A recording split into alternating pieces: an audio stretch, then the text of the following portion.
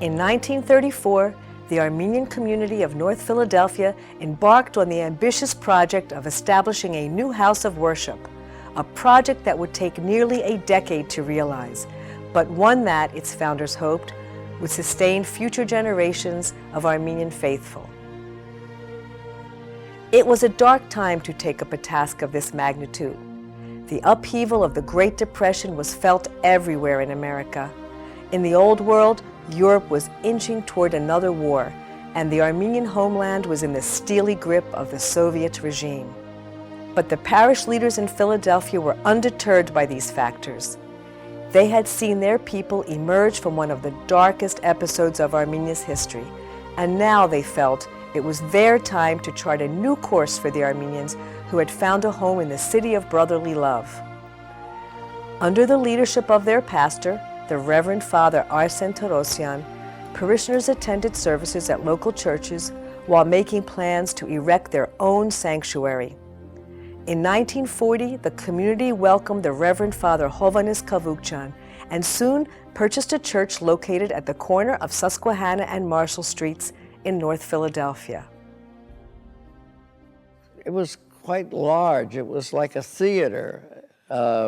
It was an old Baptist church that we converted by putting the altar where the organ was, and the pews were in an arch form, and it was tapered down like a theater. So it was a beautiful church, and everybody lived nearby. Over the weekend of December 26th and 27th in 1942, the new place of worship was consecrated as Holy Trinity Church by the diocesan primate Archbishop Karakin Hovsepian. In 1946, a young and energetic pastor arrived at Holy Trinity Church. The very Reverend Father Torka Manugyan, who would go on to lead the Eastern Diocese as its primate, injected the parish with a new optimism in the years following World War II. Turkum Vartabed, when he first arrived here, I became very friendly with him. He was very instrumental in me joining the choir and learning how to be a sargavak and also going to Armenian school. I've been in the choir for a very, very long time. Ber Jeretchan was director of the choir with me. I remember Berge and I would have the choir rehearsals at various people's homes. And then for entertainment, after the choir rehearsal, we would have soda and donuts, because it was a donut shop right around the corner from Susquehanna and Marshall. One day coming home from work, I opened the door, and there sitting there were two gentlemen, and of course I knew Torkum Vartabed at that time. I'd been to church a couple times, but the other gentleman, he was a part of the hookup arts. I just walked in, gave my greetings, and Haisuk didn't even get up. He just said, "I want you to join the choir." I said, "Wait a minute, Haisuk, I can't sing." He said, "Don't worry, I will teach you how."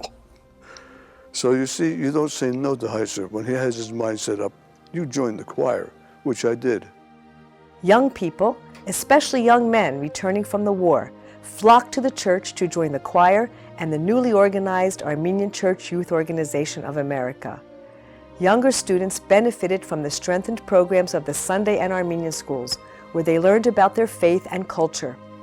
Also popular was the Torkmyans choral group, which performed at many church functions and gained widespread recognition in the community. Even though we had to take public transportation to get from our homes to the church, we still had a very good congregation.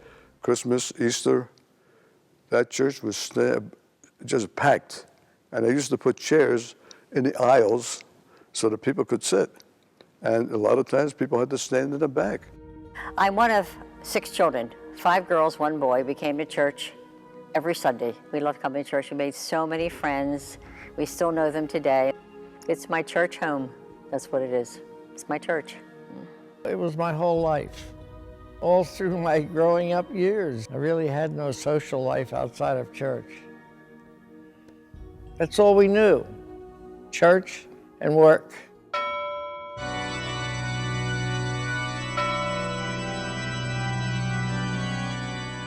These years of growth culminated in 1960 when Holy Trinity Church had the rare opportunity to witness an historic national moment. In June of that year, the community joyously welcomed His Holiness Vasken, who became the first Armenian Catholicos to visit the United States from the Mother See of Holy Echmiadzin. Holy Trinity would be privileged to host Catholicos Vasken once more in 1968.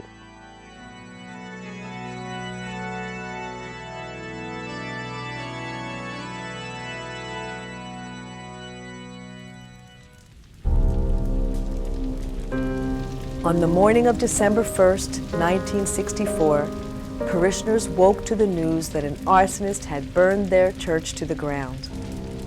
It was a very traumatic time for this parish. Several Sundays we had services at a school, and then we were relocated to an orphanage where we continued to have services regularly. We had weddings there, we had baptisms. All I remember is that Albert called me at some ungodly hour in the morning, and we rushed down to Susquehanna and Marshall and watched the blaze. I never saw anything like that. You see a whole church burning. But it was a blessing in disguise because that made things move along for the new church. In the face of seemingly insurmountable odds, the parishioners of Holy Trinity Church, guided by their Christian faith and grounded in the richness of their heritage, persevered once more to build an Armenian sanctuary in Philadelphia. In 1965, the community gathered for the groundbreaking ceremony, and in the fall of that year, Diocesan Primate Archbishop Sion Manugyan blessed the cornerstones of the new church. By the following year, the new home of Holy Trinity Church stood complete. On September 18, 1966, the parish's former pastor, now Bishop Torka Manugyan, the newly elected primate of the Eastern Diocese, returned to Philadelphia to consecrate Holy Trinity Church. The founders of Holy Trinity Church could not have hoped for a more productive future. In the span of 8 decades, generations of parishioners have reaped the fruits of their labor, and today generations more stand to inherit the legacy and responsibility they set in motion 80 years ago. It's very, very important, I think, to be a member of a community, our community being this church. Many years I was a Sunday school teacher and superintendent. My wife was a teacher. She was also in the choir. We are like a family. And after all these years, I know many of the people by name, by background, who they are. So this is my church community. This is how I'm attached. My mother went through the massacres. She lost a brother, a husband, and a young daughter. And in a sense, by me being here, I am remembering and paying homage to those who were sacrificed during the genocide. I was raised that you go to church on Sunday. It's my link to my folks. There's 2 angels up here over the altar. When my father passed away, I made him the one on the right. My mother passed away. She became the one on the left. When I come here, I'm with them. We are the church. The lay people are the church. We have a wonderful group of people here who are really, really dedicated. I enjoy serving on the altar, taking part in Baradak. It's very humbling. I'm very thankful that my parents and my family members have pushed me to stay on the altar, to come to church. The church here is my home away from home, and I feel as though I will always be here. This is where I belong. My wife, boys, and I have been embraced by our church family from the first day of our arrival. It's been a great journey. I have enjoyed getting to know many of our parishioners personally and hearing family stories. Every day I learn something from our parishioners. What do I see in the future? I think it'll continue. From what I can see, the children grow up, marry, have children, they bring their children back again.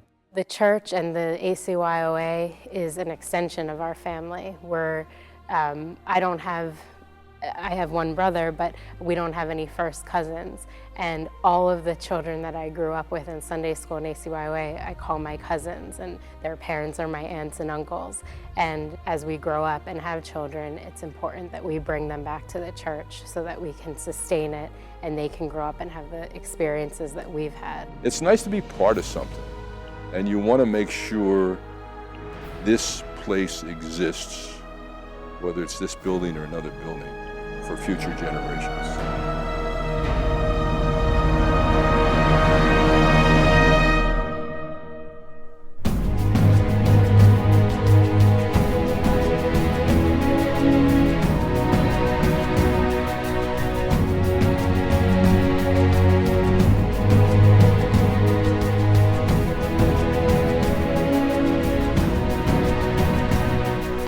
Before I started going to church school, I thought family was just the people I live with.